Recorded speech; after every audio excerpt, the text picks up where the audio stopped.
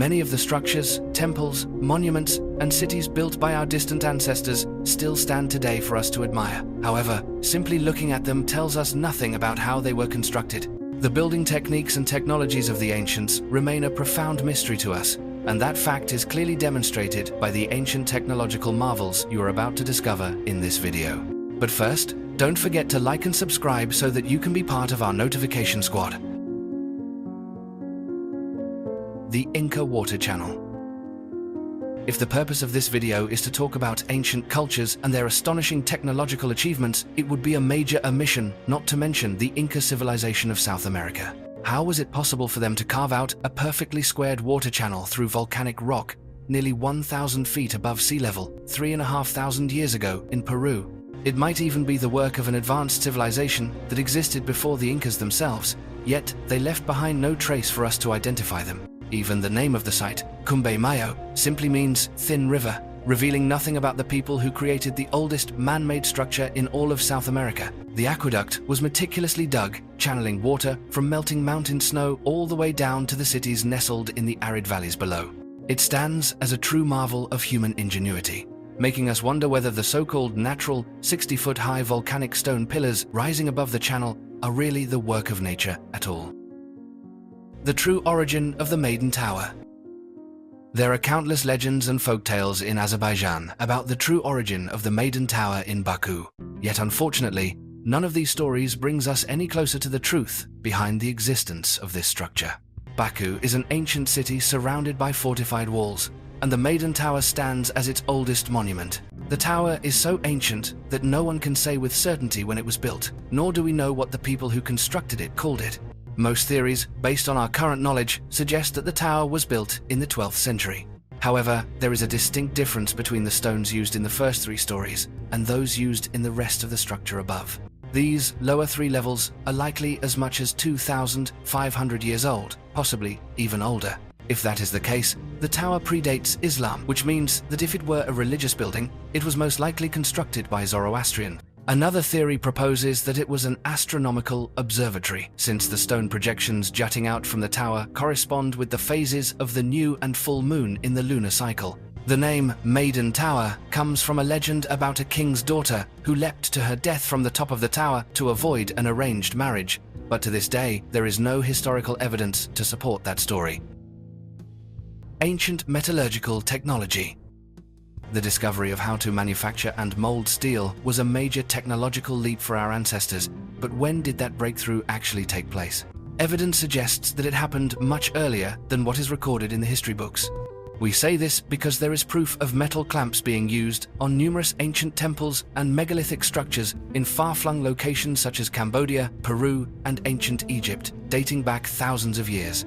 Archaeological evidence indicates that small metal clamps were used to hold large stone blocks together, even in famous buildings like the Parthenon in Athens, but historians often gloss over this evidence because they cannot explain it. The impressions of the clamps can be clearly seen on several adjoining stones in important ancient buildings, but the metal itself has long disappeared. The most plausible explanation is that the material was either stolen or repurposed for use in other construction projects long after the megaliths were first built, but the traces remain as evidence of their former presence.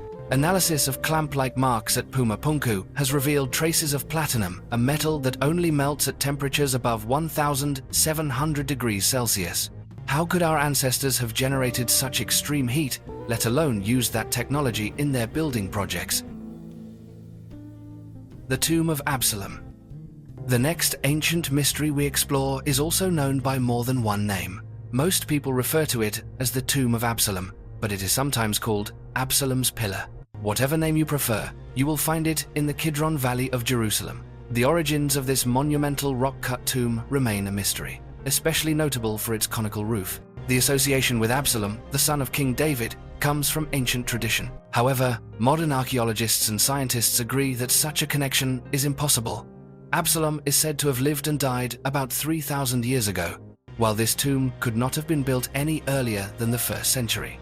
Additionally, only the lower half of the monument is actually a tomb. The upper half is a nephesh, a kind of funerary monument, most likely built to commemorate not only the person buried below, but also those laid to rest in the neighboring caves. The burial chamber itself contains 3 interment sites, but we do not know who was actually laid to rest there. Absalom's pillar was clearly constructed for people of great importance, but we may never know who they truly were. The underground church of Saint Jean. Building a church underground is clearly much more difficult than constructing one above ground, but perhaps the ancients saw this as the ultimate demonstration of their faith. Whatever the reason, this endeavor led to the creation of the underground church of Saint Jean in Aubeterre-sur-Dronne. This is the largest underground church in all of Europe.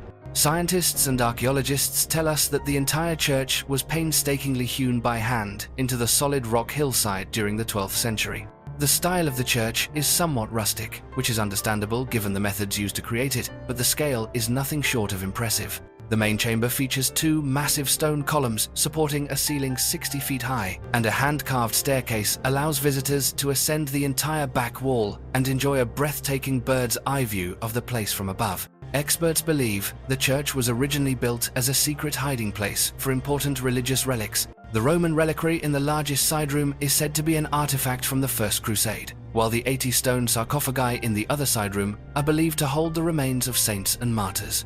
Both claims, however, remain unproven. The Lycurgus Cup. There is no definitive answer to the question, what color is the Lycurgus Cup? It can appear as one of two colors, depending on which direction you are viewing it from and how the light hits it at that moment. This mysterious artifact, more than 1,600 years old, has captivated and amazed generations. The cup was crafted using dichroic glass, which can reflect light particles in a variety of ways.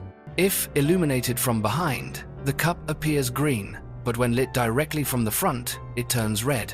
It is almost certain that the person who created this cup understood the principle behind the type of glass they were using, even if they did not know the scientific reason for this phenomenon.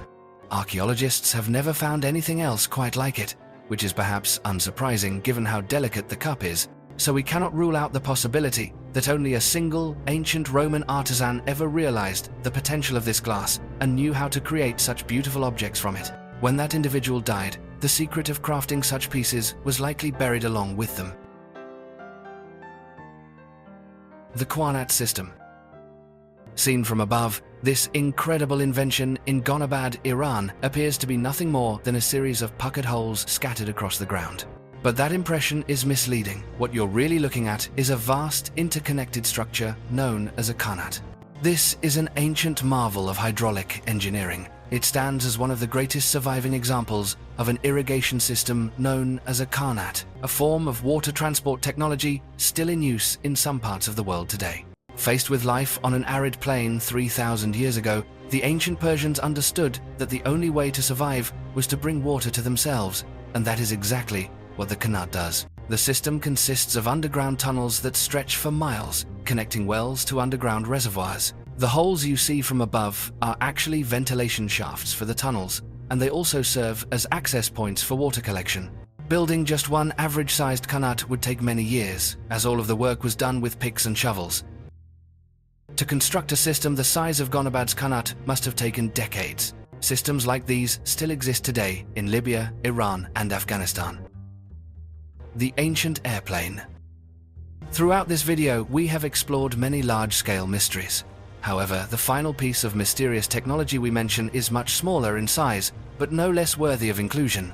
At first glance, you might assume this 2,200-year-old sculpture is just one of many ancient Egyptian carvings of birds. But if you look more closely, you'll notice that, apart from the eyes and the beak, it bears far more resemblance to a modern airplane than to any bird ever seen. Its wings are thin, straight, and tapered, with no feathers whatsoever. The tail is also square. If it merely happened to look like an airplane, perhaps that could be chalked up to coincidence, but the sculpture is also aerodynamically perfect. In the 1970s, a research team created a precisely scaled-up model of this artifact and demonstrated that it could actually fly and glide. Is this an out-of-place artifact? Or was there once an Egyptian craftsman who accidentally made a flying toy for their child, not realizing they were inventing a prototype aircraft more than 2,000 years ahead of its time? Or perhaps, as some suggest, it could be the handiwork of extraterrestrials, beings whom the ancients worshipped as gods. Subscribe to the channel and turn on notifications so you'll be the first to know when a new video is released. Thank you for watching, and see you in the next video.